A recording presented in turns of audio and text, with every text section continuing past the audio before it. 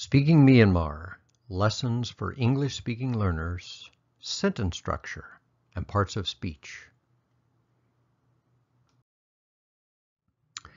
In this lesson, you'll learn what the primary elements of grammar are. I'll answer the question, what is a particle? In getting a basic overview of sentence order, you'll learn how Myanmar word order differs from English. And under the subject of language styles, you'll learn the difference between written and spoken Myanmar. So let's begin with the elements of grammar. So let's begin by looking at the basic elements of grammar. Now, this course is not going to be a detailed study of grammar, but understanding these basic elements will be helpful. The first part of speech is nouns, a person, place, or thing, just like in English. In Myanmar, nouns have no gender. That's different than some other foreign languages.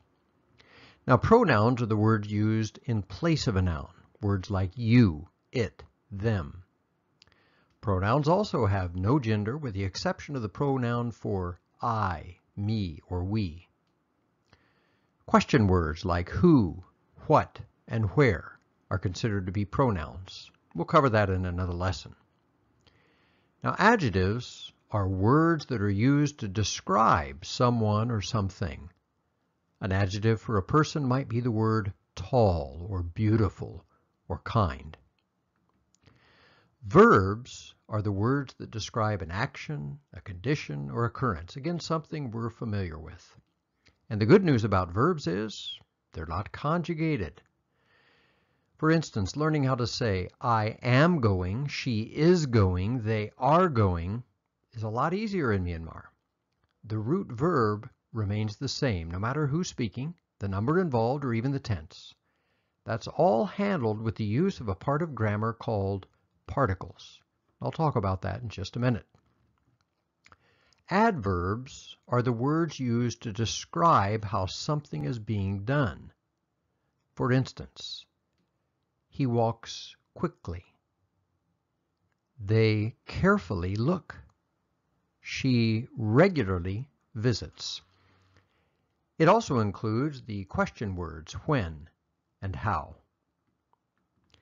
Now here's where the language becomes a bit different than English. It's in its extensive use of something called particles. Now we use particles in English, although they're sometimes described as prepositions or conjunctions. But the Myanmar language is filled with particles. They interact with all of these other parts of speech. For instance, they're used for words like at and on to describe the relationship between things. We use those words, but they're also used as a marker to identify the subject and object of sentences, and we don't use that in English. There are verb particles that imply verb tense and intention. There are particles that make a verb negative. Now, there are no question marks in the written language. Instead, there are particles used to imply questions, and you use those in speech. Particles are used to add politeness to speech and can even take a verb and turn it into a noun. And there are other uses for particles. Suffice it to say, this is one of the main differences between the Myanmar and English languages. But don't view it as a roadblock. Just think of all the time and frustration you're going to avoid by not having to learn verb conjugation or gender. Now, let's look at how to put these basic building blocks together to form a sentence. So the English language is usually based on a subject-verb-object order. Let's look at two simple sentences to illustrate this. I spoke to Tom. In this sentence, the subject is I, the noun is spoke. It's the action word. In this case, it's what I did. And the object is Tom. It's who I spoke to. The second sentence is, he likes his friends. The subject is he. The verb is likes, and the object is friends. That seems pretty simple. But in Myanmar, we're going to put the verb at the end of the sentence. So translating this word for word into English, you would say, I, Tom, speak, or he, his friends, like. Now sometimes the subject and object may be reversed. In this case, you could say, his friends he likes. But notice the verb stays at the end of the sentence. Some sentences don't even need a subject or an object. For instance, the statement, I don't understand, requires neither, just the negative form of the word for understand. Now, I know these are very simple sentences, but this sentence order is a basic rule you'll need to remember.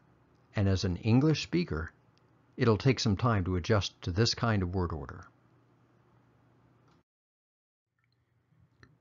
Now there's one last thing you need to know about the Myanmar language. There are two different forms. One is formal, one is colloquial or spoken. Now the formal register is used in most newspapers, official publications, radio broadcasts, books, and informal speeches. The colloquial is what's spoken in everyday speech. However, I've noticed that there's a growing movement to provide publications in the spoken language, and news broadcasts are increasingly available in spoken Myanmar.